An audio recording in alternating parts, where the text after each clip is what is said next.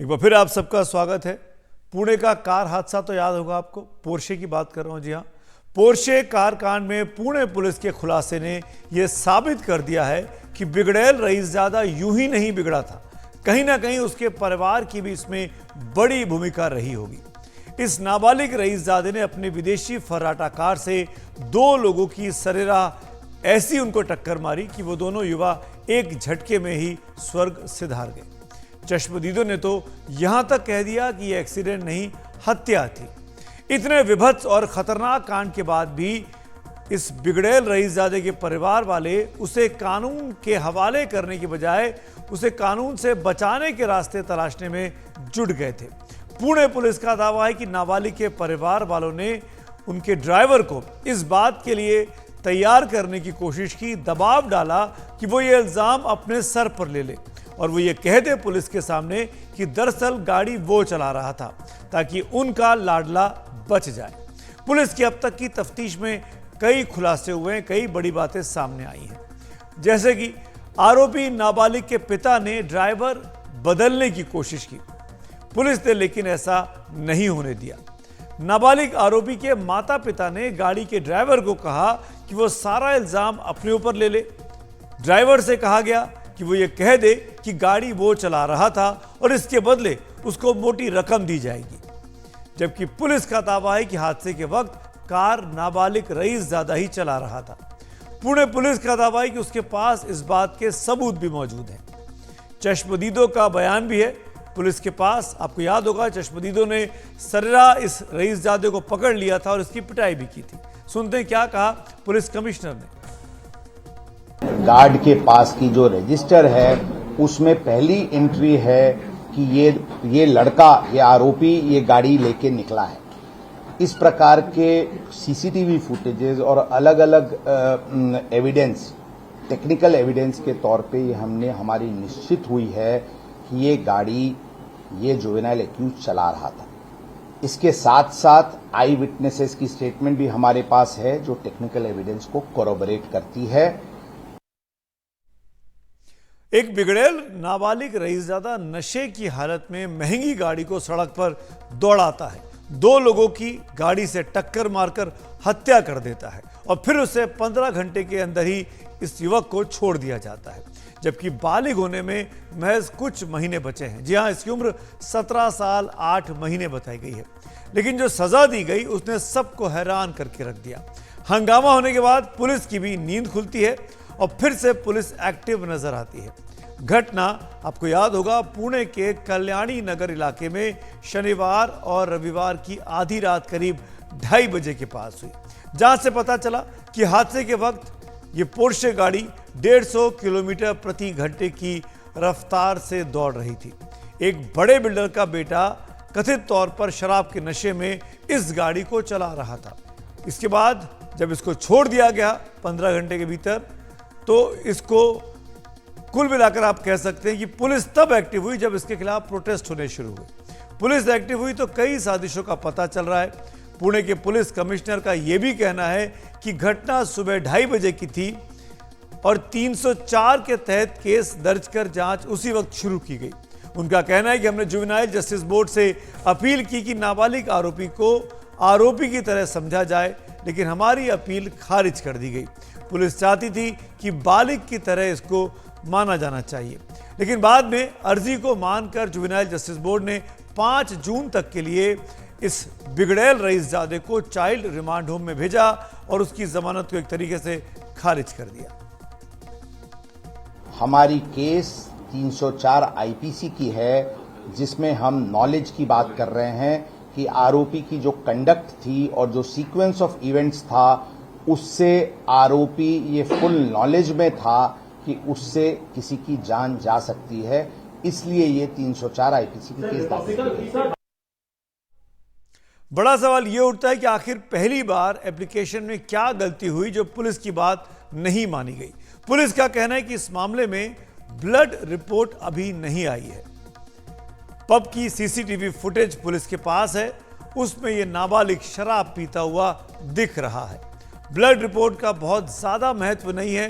Police का मानना है कि केस 304 का है, 304A का नहीं है। ब्लड रिपोर्ट आने के बाद पता चलेगा एग्जैक्टली कितना ट्रेस है नहीं है, बट एविडेंस हमारे पास सीसीटीवी फुटेजेस के माध्यम से बहुत क्लियर है कि वो किस हालत में था।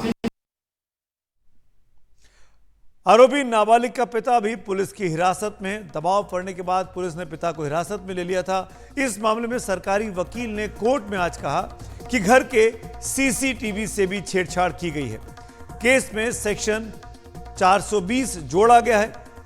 अल्कोहल के अलावा कुछ और तो नहीं लिया गया, कुछ और तो कंज्यूम नहीं किया गया, उसकी भी जांच बहुत जरूरी है। कोर्ट ने सुनवाई के बाद 7 जून तक नाबालिग आरोपी के पिता को न्यायिक हिरासत में आज भेज दिया है। पुणे के कल्याणी नगर एक्सीडेंट के बाद लगातार नए पहलू हर रोज सामने आ रहे हैं। इस मामले में लगातार पुणे पुलिस छानबीन कर रही है। उनके साथ साथ इस पूरे मामले में पुणे की जो क्राइम ब्रांच है वो जांच कर रही है। ऐसे में आज पुणे के डिस्ट्रिक्ट कोर्ट में जो 17 साल के माइनर हैं उनके पिता को पेश किया गया और यहाँ पर आज उनकी कस्टडी खत्म हो रही थी। जब पहली बार उनके पिता को पेश किया गया था, उन पर सेक्शन 75 और 77 लगाकर कोर्ट में पेश किया गया था। उनकी गिरफ्तारी हुई थी और गिरफ्तारी औरंगाबाद से की गई थी।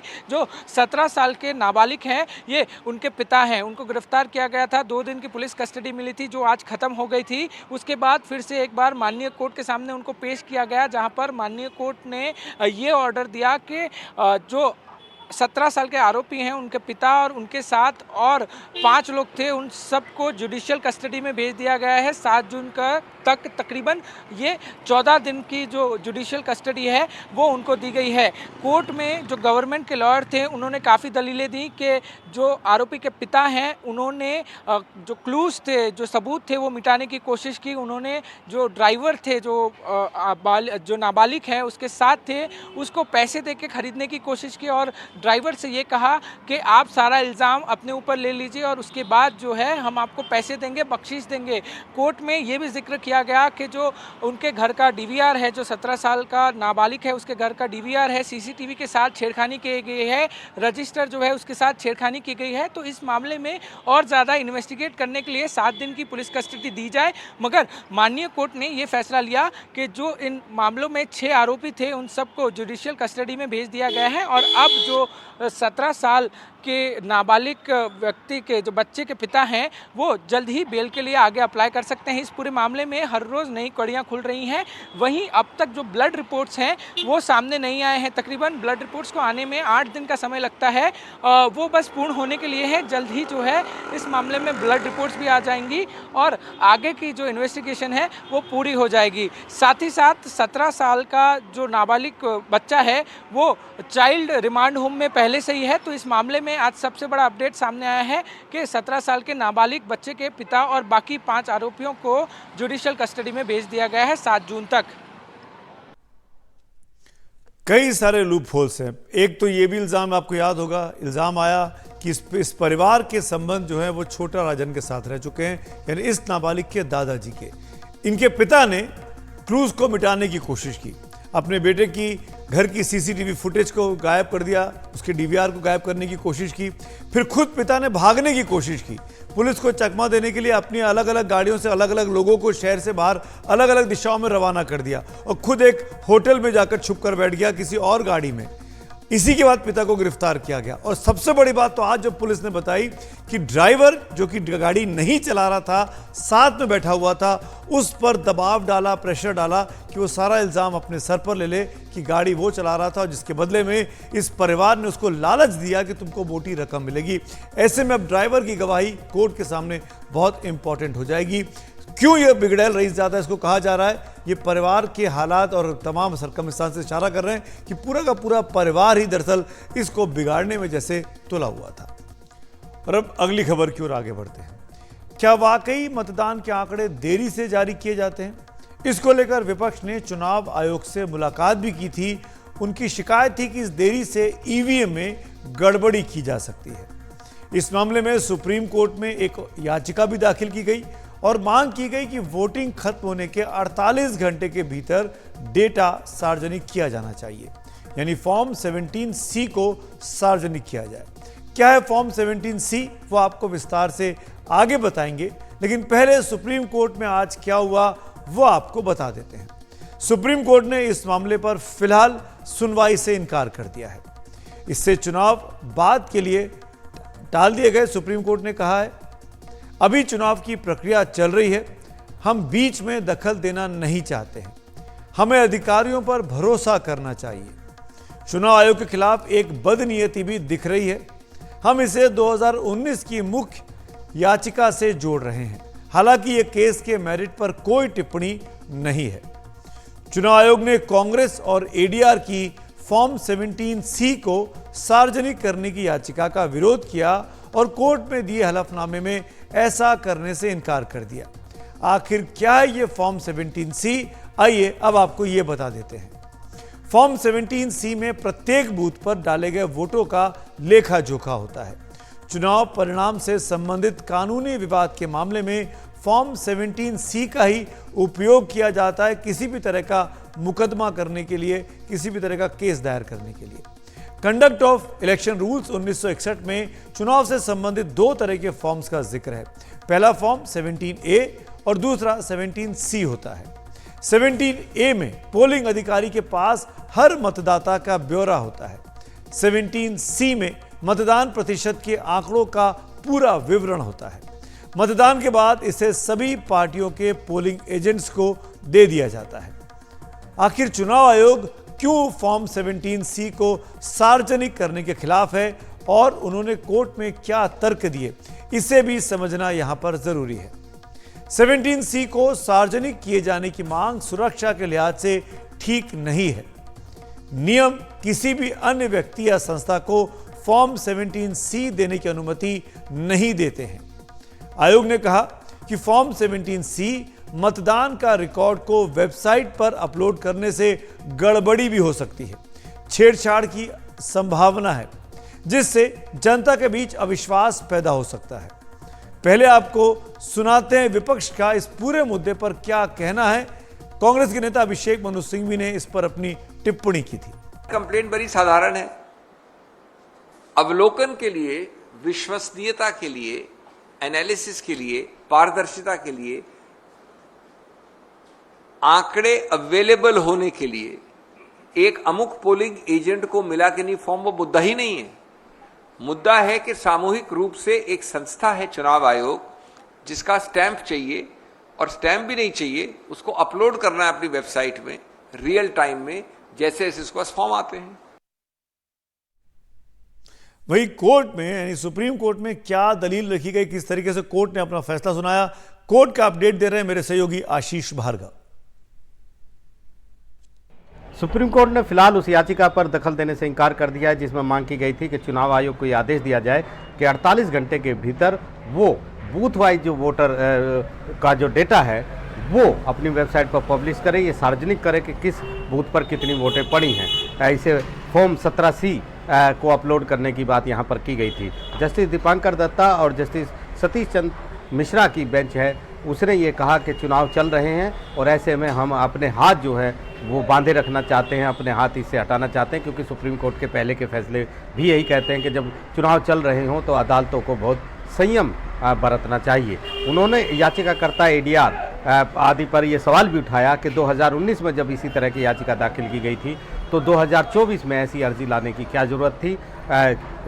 इस मामले में उन्होंने ये भी कहा कि हम इस मामले में सुनवाई ज़रूर करेंगे, लेकिन अभी इलेक्शन चल रहे हैं, चुनाव चल रहे हैं और वोटिंग 5 फेज़ पूरे हो चुके हैं, 6ठा फेज़ शनिवार को है। ऐसे में जो किसी भी तरह के अगर आदेश सुप्रीम कोर्ट चुनाव आयोग को देता है तो उसके ऊपर और बोझा बढ़ाना होगा, मैन पावर की ज़रूरत पड़ेगी, और ऐसे में सुप्रीम कोर्ट नहीं चाहता कि वो किसी भी तरह से यहाँ पर कोई भी दखल यहाँ पर दे।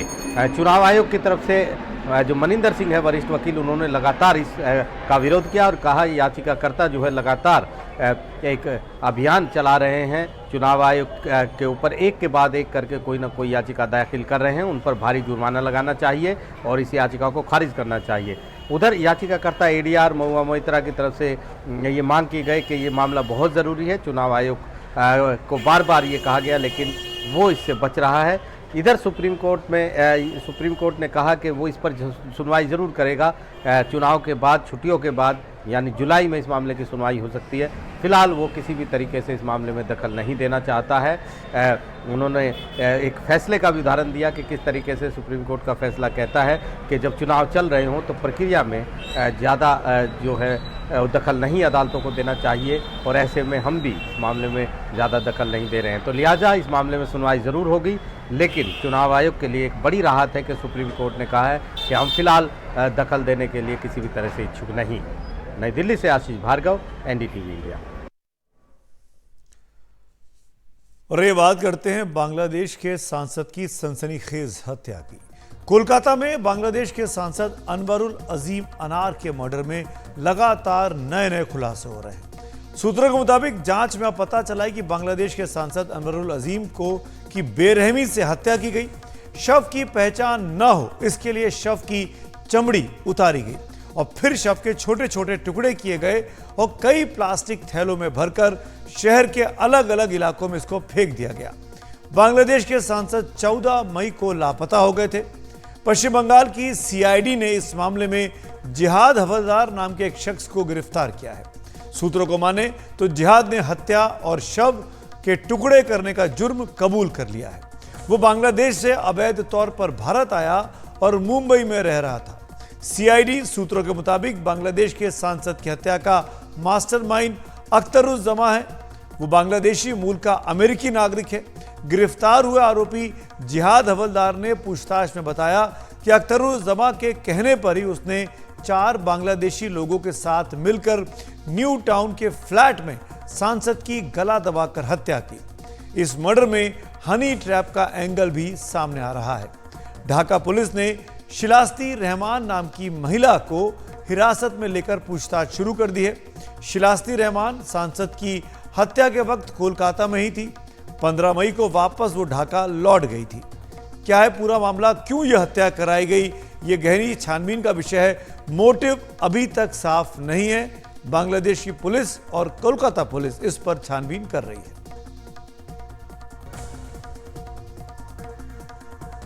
तो फिलहाल खबरों की खबर में आज मेरे साथ इतना ही। फिलहाल मेरी तरफ से शुभ रात्रि।